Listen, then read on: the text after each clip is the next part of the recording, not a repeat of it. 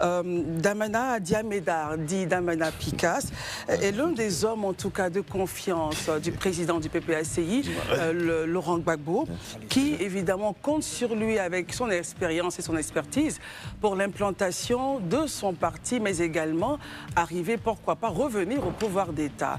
C'est avec beaucoup de plaisir que nous vous recevons, Monsieur Damana Diamedar. On va dire Picas aussi. C'est comme vous voulez.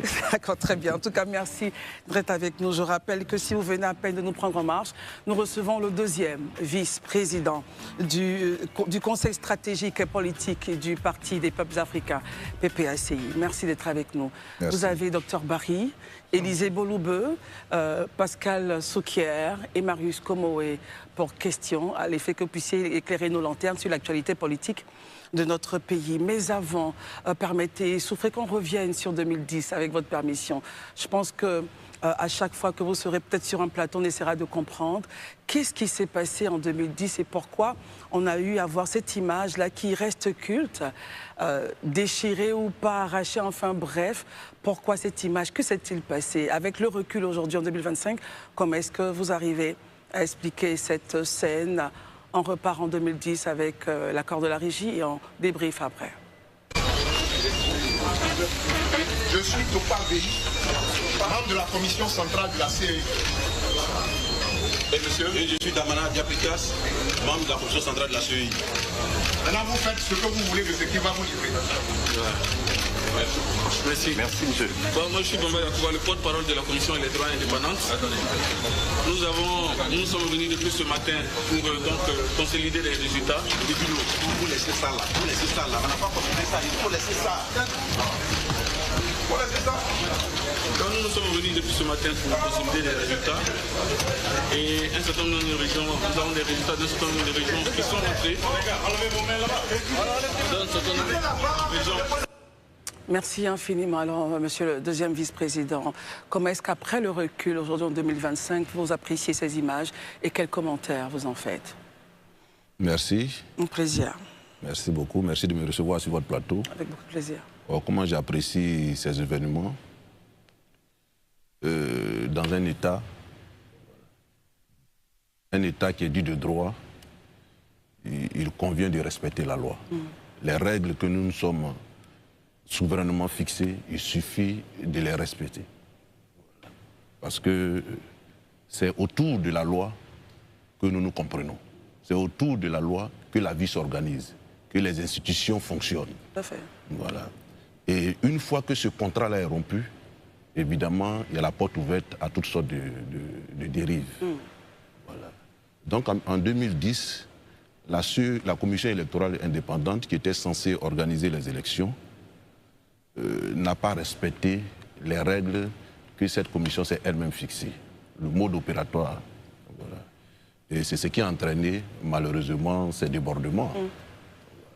Donc, c'est pourquoi j'insiste sur le respect de la loi. C'est la loi qui fonde la société. En droit, on dit ubi societa, ubi jus. Dès qu'une société naît, le droit s'installe. Tout à fait. Voilà. Et c'est le droit qui régule les rapports entre les citoyens. C'est le droit qui régule les rapports entre les institutions. Voilà. Donc à partir du moment où on se met à violer la loi, on est en train de porter atteinte à la vie en commune, à la vie communautaire. Donc c'est ce qui entraîne ce genre de débordement. De débordement, voilà. Très bien. Et quels étaient justement les points, ou l'un des points saillants qui vous faisait penser qu'à l'époque, ils ont violé la loi, pour meilleure compréhension? Oui.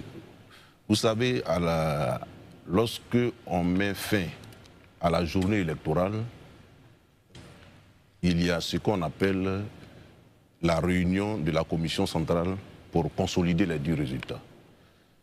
La consolidation consiste simplement à vérifier, je dirais, les voix que les candidats respectifs ont obtenues. La consolidation consiste à vérifier si le processus électoral s'est déroulé normalement. Voilà. Et puis, quand on est d'accord sur ça, il a dit quelques points, le porte-parole, une fois ces résultats validés, vient et les proclame officiellement, les rend publics. En ce qui concerne le cas de 2010, les élections de 2010, quand on a fini les élections, le porte-parole de la CEI, M. Bamba Yacouba, Oui, tout à fait. voilà, les résultats de la diaspora, c'est-à-dire les élections qui ont lieu en dehors de la Côte d'Ivoire, lorsque ces résultats sont arrivés, tels qu'ils sont arrivés, c'est de cette manière qu'il les a proclamés, sans même avoir pris la peine que ces résultats passent par la trame de la consolidation. Il les a proclamés et il a pris sur lui-même la responsabilité d'invalider certains scrutins, dont celui de la France. Parce que simplement, il y a eu, je dirais, des troubles dans un bureau de vote. Il a pris sur lui la responsabilité d'invalider tout le scrutin en France. Et quand on analyse ces résultats, les résultats en France donnaient le président Laurent Gbagbo largement vainqueur. Ce fut le premier acte qu'il a posé. On l'a interpellé là-dessus, il s'est excusé et il a promis de ne plus répéter, de ne plus recommencer. Voilà. Nous avons travaillé au niveau de la commission centrale jusqu'à ce qu'on arrive à une situation de blocage. Et malheureusement, on était en train de chercher les voies et moyens de faire avancer le processus quand, contre toute attente, à l'issue de tous les membres de la commission centrale, nous apprenons que M. Bamba Yacouba s'apprête à proclamer des résultats. Très bien. Je le dis, et nous sommes partis, ce que vous avez vu sur le plateau, la vidéo. Voilà, sur la vidéo, le M. Topa Veyi, celui qui parle, voilà, il est membre de la commission centrale. Et moi-même, nous avons été mandatés pour la circonstance par l'ensemble de la commission centrale à l'effet d'aller demander à M. Bamba Yacouba de venir rejoindre les camarades à la commission centrale pour que nous puissions vérifier, voilà, le travail qu'il a fait et qu'il s'apprêtait à proclamer. Malheureusement, il n'a pas voulu entendre raison. Et il est venu directement, selon ce que vous dites, proclamer. Voilà. Et quand on est venu l'interpeller, parce qu'au départ, on lui a dit que ces résultats n'étaient pas consolidés. Voilà. En voyant ses collègues, il aurait pu se rendre compte qu'il y a un problème. Et puis quand même, savoir que ce sont ses collègues qui sont là et qu'il était bien qu'on aille pour une vérification. C'est tout ce qu'on lui demandait.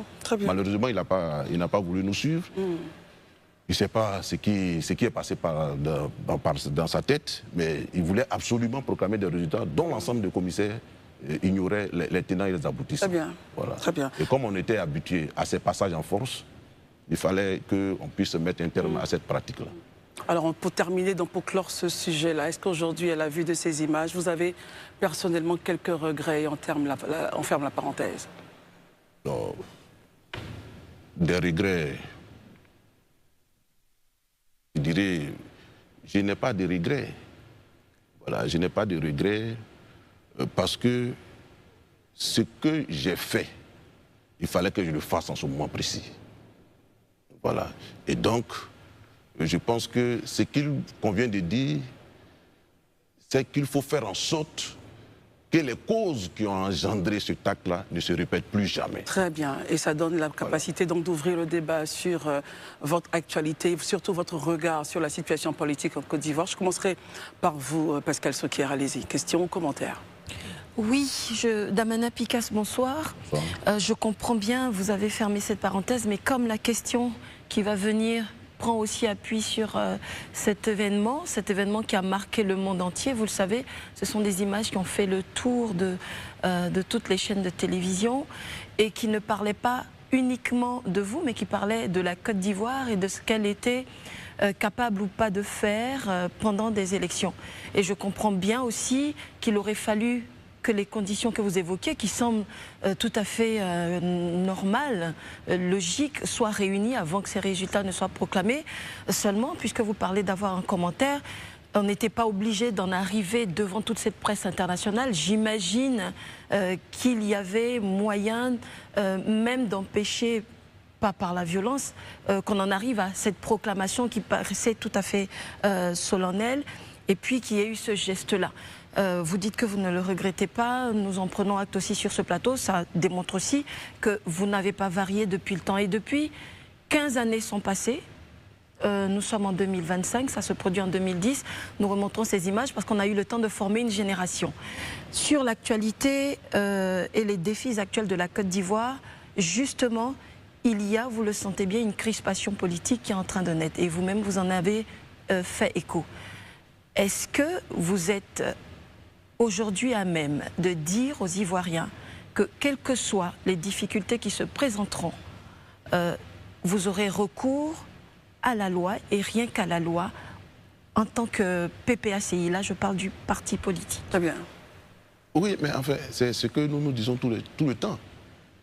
Nous sommes des démocrates convaincus d'Allah. Voilà. Et je l'ai dit, c'est l'état des droits. L'état des droits, c'est un état où tous les citoyens sont soumis à la loi, à l'autorité de la loi. Mais au sein des citoyens, ceux même qui doivent donner le plus l'exemple, ce sont les responsables, ceux qui incarnent l'État, les garants de l'État. C'est eux qui doivent être les premiers à montrer l'exemple et à se soumettre à la loi.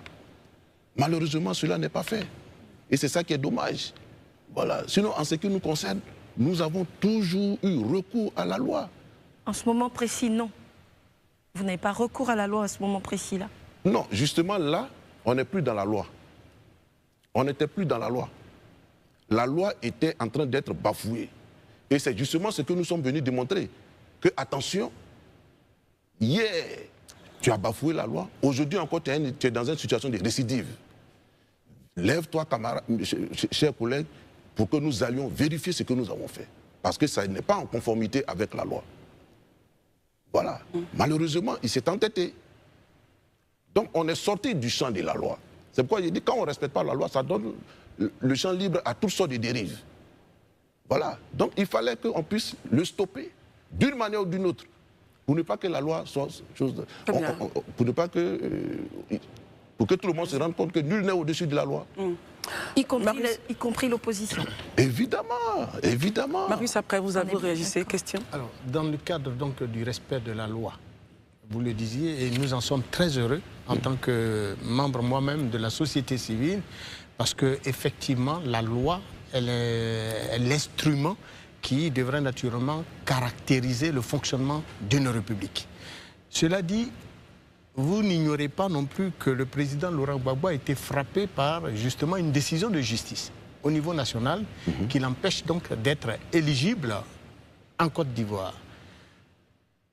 À votre humble avis et avec toutes les démarches que vous avez entreprises, jusqu'à ce jour, son nom n'a pas été encore inscrit sur la liste électorale.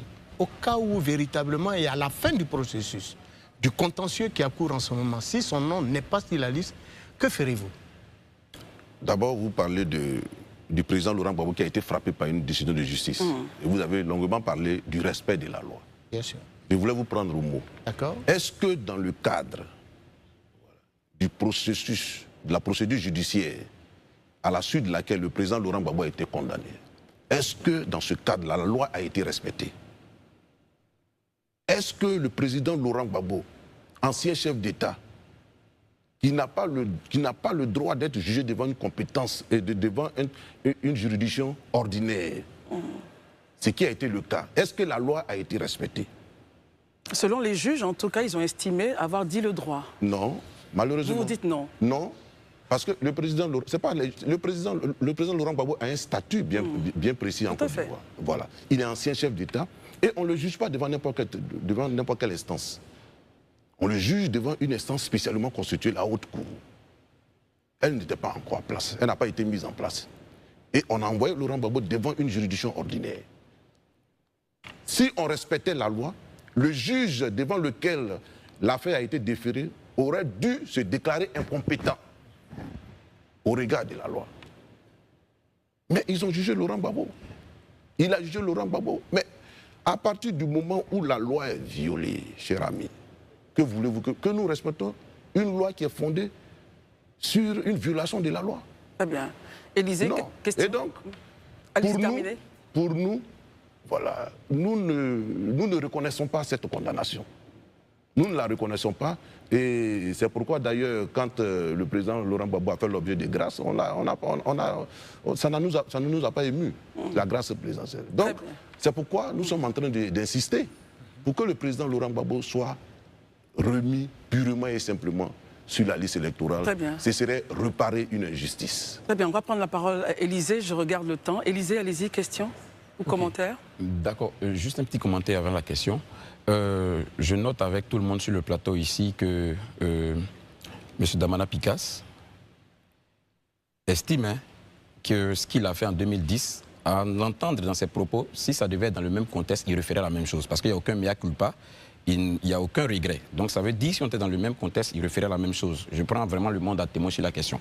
Mais je veux venir à ma question, sur la question même du respect de la loi. Monsieur Picasse, êtes-vous en train de nous dire que si un citoyen ordinaire estime quelque part que ces lois ne sont pas respectées, il peut s'arroger le droit de faire respecter ses droits par n'importe quel moyen? Est-ce que c'est ce que vous êtes en train de nous dire? Parce que je sais que dans un État, quand on estime que la loi n'a pas été en notre faveur ou bien n'a pas été dite en notre faveur, il y a des moyens de recours. Est-ce que vous êtes en train de nous dire aujourd'hui que malgré que vous, étant très enclin à la démocratie, êtes en train de nous dire que dès l'instant que la loi, vous estimez, n'est pas en votre faveur, vous vous donnez tous les moyens de pouvoir, je vais dire, régler la situation selon votre entendement. Je veux bien qu'on se comprenne. Je vois ce que vous voulez dire. Je vois ce que vous voulez dire.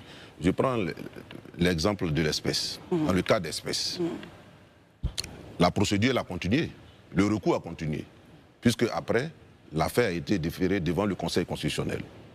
Le Conseil constitutionnel ivoirien a rendu une décision, un arrêt, qui a déclaré Laurent Gbagbo vainqueur. Mais est-ce que cet arrêt a été respecté?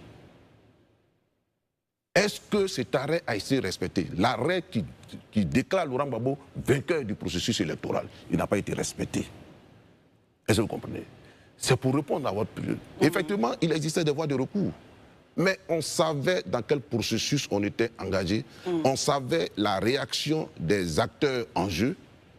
Et c'est par anticipation que ça s'est arrivé. Très bien, Élisée? Oui, moi j'ai juste une petite relance. Je pense qu'il faut qu'on est face aux Ivoiriens, il faut qu'on dise ce qui est. C'est vrai que le Conseil constitutionnel a donné un arrêt, vous dites que ça n'a pas été respecté. Mais je sais que les acteurs politiques, vu que c'est une élection de sortie de crise, s'étaient mis sous le joug d'une certification. Qu'est-ce que la certification a dit? Est-ce que ce que la certification a dit, vous l'avez respecté aussi? Certification, on va rappeler les faits. La certification des Nations Unies par M. Choi, qui était le représentant spécial du secrétaire général de l'ONU. Sur laquelle se mettent d'accord tous les acteurs. Sur laquelle tous les acteurs s'étaient mis d'accord. Est-ce que aussi cette certification a été respectée? On va le laisser répondre, et puis on va passer à Barry. Vous parlez à un ancien responsable de la Commission électorale indépendante, voilà, et qui sait toutes ces choses. Est-ce que vous savez ce que c'est que la certification? Le mandat de la certification. La certification n'avait pas vocation à se mettre au-dessus des institutions de l'État. Non. Tous les accords que nous avons signés, que le président Laurent Gbagbo a signés dans le cadre de la sortie de crise, respectaient la souveraineté de ce pays. C'est quoi le rôle de la certification? J'en viens. Et donc, la certification là, consistait simplement à vérifier la conformité du processus électoral avec la loi. Okay. C'est tout. C'est-à-dire, par exemple, est-ce que les candidats ont eu un passage équitable devant les médias? Parce que c'est fait comme ça pendant les campagnes. Est-ce que le scrutin s'est déroulé en toute sécurité, en toute quiétude, en toute intégrité? Voilà. Et quel est le verdict de la certification là-dessus, sur ces points? Il termine et puis vous avez la parole. Laissez-moi terminer.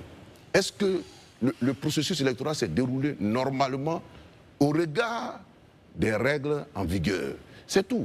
À partir du moment où le processus électoral, ça s'est passé normalement, le représentant spécial des Nations Unies dit que bon, ce sont des élections certifiées. C'est tout. Voici ce que signifie la certification. La certification ne voulait pas dire que le représentant des Nations Unies est au-dessus du Conseil constitutionnel. Voilà. Donc, si vous avez une relance et on passe à Barry? Oui, j'ai une relance. Je ne peux pas me taire devant ça. Et je suis d'accord, je prends même son mot, que voilà le rôle de la certification, dit que les élections se sont déroulées dans les conditions telles que se sont bien déroulées. Je dis donc quel a été le verdict de la certification sur le déroulement du scrutin. Parce qu'on sait que l'arrêt du Conseil constitutionnel s'est basé sur le fait que le scrutin ne se serait pas déroulé dans les conditions idoines dans des départements du pays et a annulé 7 départements avant de donner le verdict final. La certification sur laquelle vous et vos adversaires, vous étiez entendus, disaient qu'il faut qu'on vérifie si l'élection s'est déroulée. Quel a été donc le verdict de cette certification-là, de cette élection? Oui, mais c'est pourquoi j'ai dit... En ce qui concerne le processus, voilà, le Conseil constitutionnel n'est soumis à aucune autre autorité. Non, je suis d'accord avec vous. Voilà. Donc le Conseil constitutionnel a rendu l'arrêt. Et la décision... Non, c'est-à-dire que... Il a posé une question. Oui. Sa question, c'est il demandait si je le suis bien. Le Conseil constitutionnel est au-dessus. Je n'en disconviens pas avec vous. C'est cela. Voilà. Oui. Pour moi, je veux savoir la certification sur laquelle vous êtes entendu a donné quoi comme verdict? Son verdict, c'était quoi au final? Pour la certification, les élections se sont globalement bien déroulées. Ok. Pour la certification. Et pour vous? Pour nous, non. Très bien. Pour nous, non. Ça a tout été sauf une élection transparente, une élection démocratique. C'est ce qui vous a poussé donc à annuler 7 régions à l'époque, c'est cela? Quoi ça? 7 régions avaient été annulées. C'est le Conseil. 7 départements. 7 départements, pardon. Oui. Mais madame, ce qui s'est passé dans ces départements, Oui. voilà, c'est passé au vu et au su de tout le monde. Vous avez vu des urnes être bourrées, de bourrage d'urnes. Vous avez vu des résultats des bureaux de vote où il y a plus de votants que d'inscrits, où certains candidats ont eu des voix qui sont au-dessus du nombre d'inscrits. Et dans le mode opératoire, une telle situation entraîne la nullité du scrutin. Ouais. Voilà. Donc on a fait, le Conseil constitutionnel n'a fait que suivre la loi. Et pourquoi donc n'a-t-il pas annulé le scrutin? S'il vous plaît, Ça, messieurs. c'est au Conseil constitutionnel qu'il faut demander. On va passer la parole à Barry, parce que pour que tout le monde puisse parler. Et puis revenir faire un tour de table. Monsieur Picasse, on va passer de 2010 à 2025. Nous sommes dans un contexte électoral. Le PPACI, votre parti, à l'époque, c'était le FPI. Vous êtes passé du FPI au PPACI. Aujourd'hui, globalement, vous, en tant que deuxième vice-président du Conseil stratégique et politique, comment se porte votre parti? Et deuxième question, on sait tous que le président Laurent Gbagbo n'est pas sur la liste électorale et probablement il risque d'être frappé par l'inéligibilité. Alors, est-ce qu'au niveau du PPACI, vous avez un plan B, voire un plan C, au cas où le Conseil constitutionnel rendrait un verdict défavorable? Très bien. Merci. Le parti se porte bien. C'est un parti qui se porte bien, un parti ne vaut que par, je dirais, la mobilisation de ses militants. Et lorsque nous faisons nos activités, les militants répondent bien. Voilà, donc tous les organes, les commissions du parti fonctionnent normalement. Donc c'est un parti qui appuyons sur eux. Voilà. Et donc c'est pourquoi nous ne comprenons pas cette volonté manifeste de vouloir exclure une opinion aussi importante dans la compétition électorale en 2010. Vous parlez de l'exclusion du président Laurent Gbagbo. Si vous aviez un plan B, si toutefois la chose restait en l'état. Vous parlez non, mais la question de Laurent Gbagbo ne s'analyse pas en plan B. Non. C'est au-dessus de ça. Voilà. La question de Laurent Gbagbo pose la problématique, je l'ai dit et je le répète encore, de l'état des droits, du respect de la loi. Vous voyez? Voilà. Et tant qu'on ne respecte pas la loi, ça sera difficile qu'on se comprenne.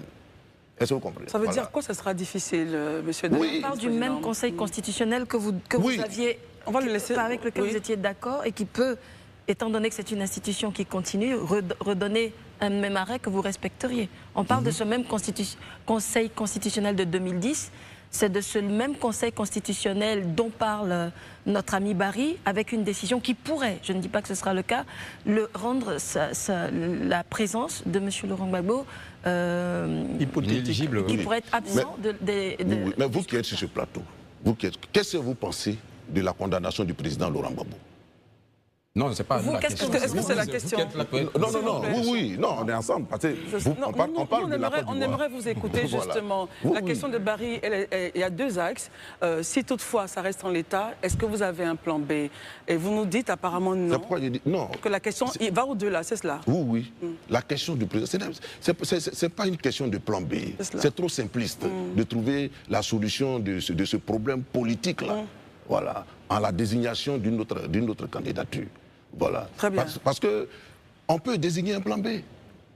Mais le plan B, là, il peut subir le même sort que le président Laurent Gbagbo. Et je le dis toujours, Laurent Gbagbo, on a peur de l'affronter. On ne veut pas l'affronter. Et donc, on se sert. Qui aurait peur de Ceux qui ont intérêt à ne pas l'affronter.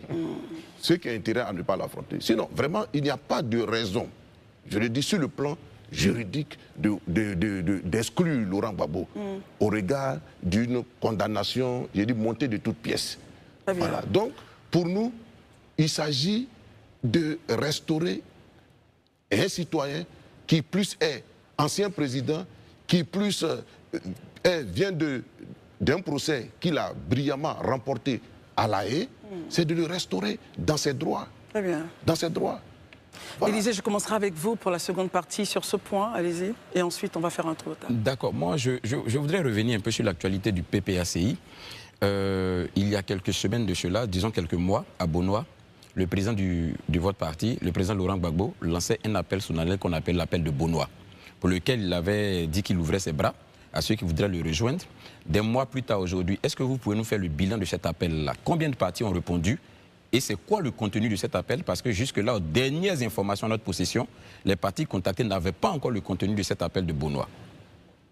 Mais le président a été très clair en lançant son appel. Il a invité tous ceux qui ont intérêt à un changement de gouvernance en Côte d'Ivoire de venir se fédérer, de venir se mettre ensemble pour que nous puissions mener ce combat. Voilà. Bon, au jour d'aujourd'hui, les discussions se poursuivent.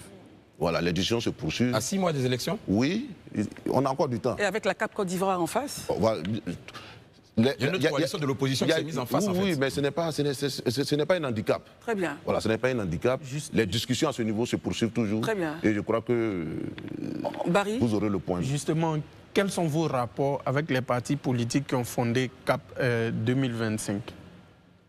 Parce que ce sont aussi des partis d'opposition oui, généralement. Ce sont des partis politiques de l'opposition. Et nous, quand tu es de l'opposition, je veux dire, naturellement, on n'a pas de problème avec toi. Voilà. Puisque je suppose qu'on a la même ambition qui est de, comment on appelle ça, enlever le pouvoir qui est là. Voilà. Donc pour nous, c'est la dynamique, elle est commune.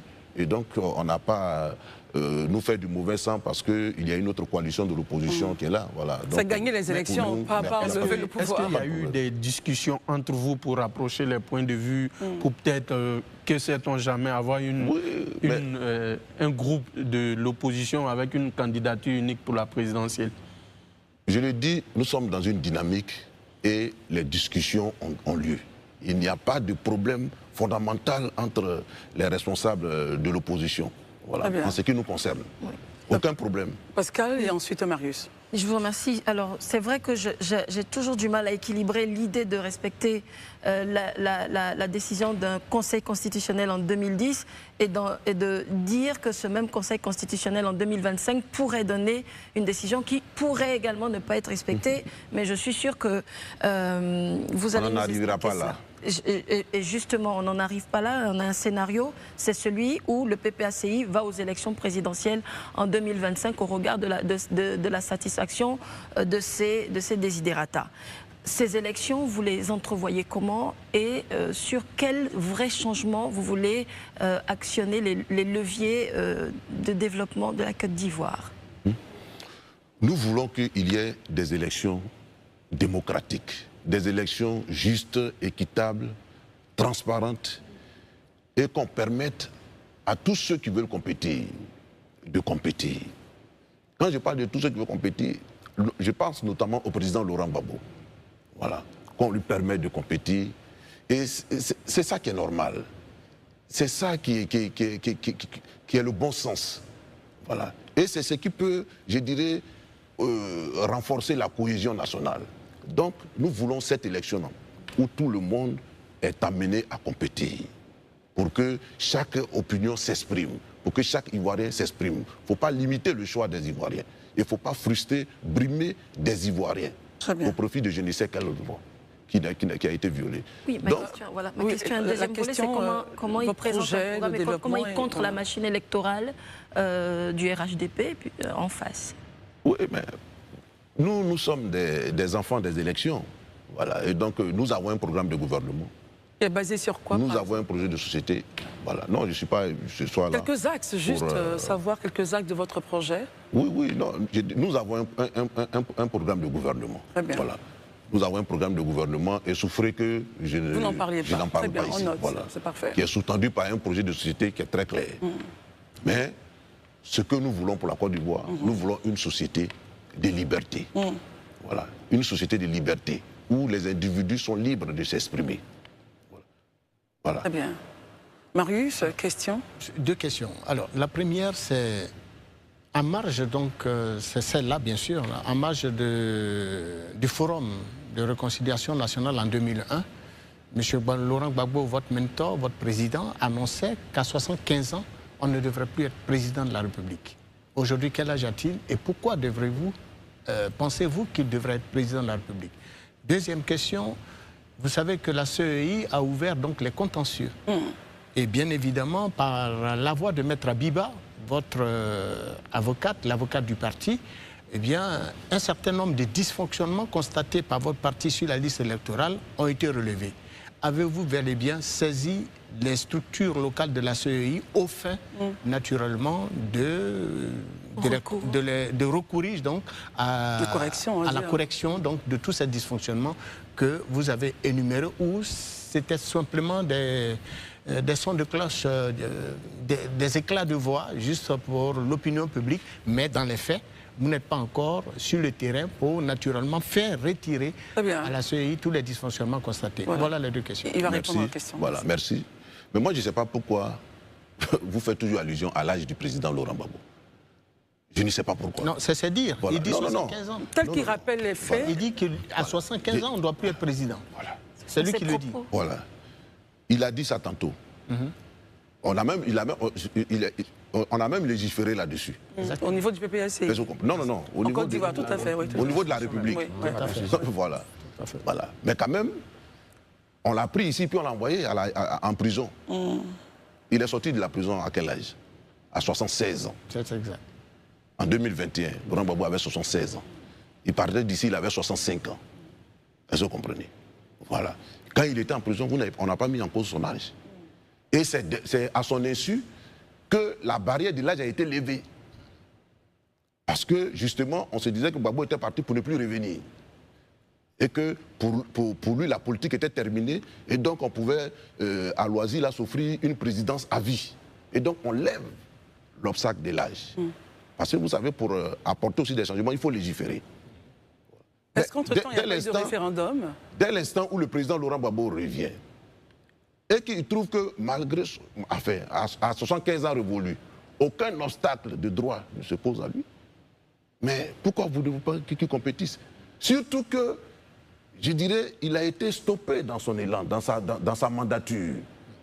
Il a été stoppé, arbitrairement, à la suite d'une insurrection armée qui a abouti à un coup d'État en 2011. Il revient. Le coup d'État, on va préciser. Monsieur Piquet, excusez-moi, vous avez parlé d'un coup d'État, lequel? Oui, le coup d'État. Ce que les gens ont fait pour enlever Gbagbo, là.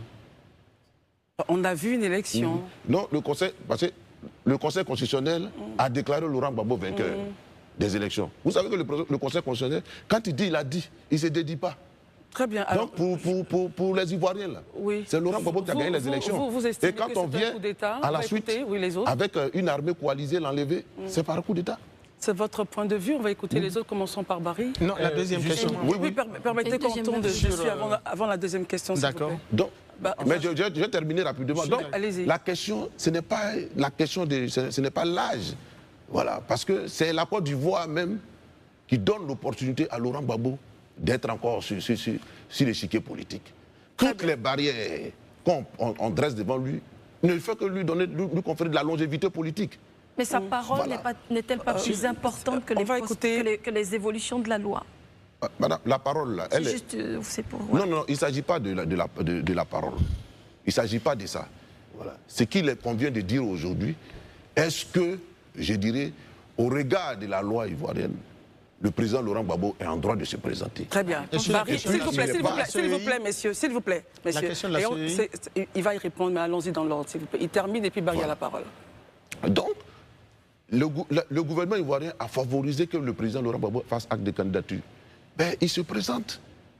On a bien voilà. Et donc, à la population ivoirienne de juger le président Laurent Gbagbo. Si la population estime que Gbagbo est bon pour la retraite, la population va le dire. Mais il ne revient pas à des personnes de décider du sort politique de Laurent Gbagbo, de la suite à donner à sa carrière politique. Très bien. Barry. Et donc, pour nous, il termine et vous avez la parole. Pour nous, Laurent Gbagbo a le droit de faire acte de candidature. Ça, on a bien entendu. Il n'est pas le président le plus âgé. Il n'est ni le candidat, ni le président le plus âgé en exercice dans le monde entier. Ça, et les exemples on vous a bien compris. Voilà. Sur la question de la saisine de la CEI, relativement au dysfonctionnement constaté. Oui, mais nous sommes exprimés sur la liste électorale. Oui. Et vous avez vu que c'est un scandale, la liste électorale. Voilà. Nous, notre structure qui est en charge de la lutte contre la fraude, voilà, a dénombré des irrégularités énormes. Avez-vous saisi les instances? Oui, nous sommes dans le contentieux. Nous sommes dans le contentieux. Voilà. Et nous avons saisi voilà, la CEI à l'effet d'extirper toutes ces anomalies de la liste électorale. Très bien. Voilà. Permettons à Barry de prendre la parole, ensuite on va tourner. Monsieur Picasse, permettez que je revienne sur un de vos propos tout à l'heure sur le coup d'État dont aurait été victime le président Gbagbo. Je crois qu'en mars 2011, le président Gbagbo, même à l'époque, avait souhaité une médiation de l'Union africaine, si ma mémoire est bonne. Et il y avait un certain nombre de chefs d'État. Le panel des chefs d'État, dont le président Zuma, qui était d'ailleurs un de ses plus proches soutiens. Le panel des chefs d'État s'est prononcé, je crois, dans le courant du mois de mars 2011. Et je pense que le panel avait certifié que M. Alassane Ouattara était le vainqueur des élections.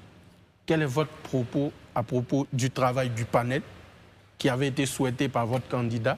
Et avec le recul, pour vous, est-ce qu'il n'aurait pas été préférable pour le président Gbagbo de s'aligner sur la décision du panel et de l'ONU pour éviter justement les violences qui s'en sont suivies après? Merci beaucoup. En ce qui concerne cette préoccupation, vous savez, il y a trop de choses qui se sont dites là-dessus. Voilà. Il y a ce que les chefs d'État ils disent devant la caméra et il y a ce qu'ils disent. Voilà. Et ce qui est leur opinion réelle. Quand ils viennent sur le terrain, ils se rendent compte de la réalité. Voilà. Raila Odinga, quand il est venu ici, devant le président Laurent Gbagbo, il dit s'il y a une élection, c'est Gbagbo Laurent qui l'a gagné. Et devant la caméra, qu'est-ce qu'il a eu à dire? Devant la caméra, qu'est-ce qu'il a dit? Avant de prendre son avion, il dit bon, parce que c'est lui qui conduisait la mission. Avant de prendre l'avion, il dit que bon, Gbagbo a perdu les élections. Ça s'est passé à huis clos, c'est ça? Ce qu'il a dit voilà, le ça c'est voilà. À huis clos. Vous comprenez. Et ça s'est fait la même chose aussi au niveau du président Zuma. Très bien. Vous comprenez. Donc voilà. Qu'est-ce qu'on retient? Ce qui est officiel ou ce qui est officieux? Oui, c'est-à-dire, vous voyez, c'est le système qui nous dirige, le système qui dirige le monde entier. Alors pourquoi faire recours à ces chefs d'État si vous n'alliez pas adouber leurs résultats, puisque c'est vous qui les sollicitiez? Oui, mais quand on vous voyez, ce sont les institutions qui dirigent le monde. Et quand il constitue des voies de recours, quand il y a. Mais quand vous venez, il faut travailler en toute objectivité. Voilà, vous ne pouvez pas voir la vérité et puis dire autre chose que la vérité. Voilà.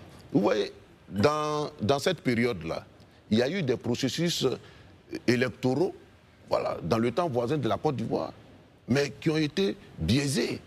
Il y a eu l'élection en Haïti, voilà, où la communauté internationale a déclaré un candidat vainqueur. Il y a eu la contestation et on a fait un recomptage des voix. Quand on a fait un recomptage des voix, on s'est rendu compte qu'ils se sont trompés. Très bien. Quand ils décident de travailler en toute honnêteté, quand ils décident de se soumettre à la vérité, il n'y a pas de problème.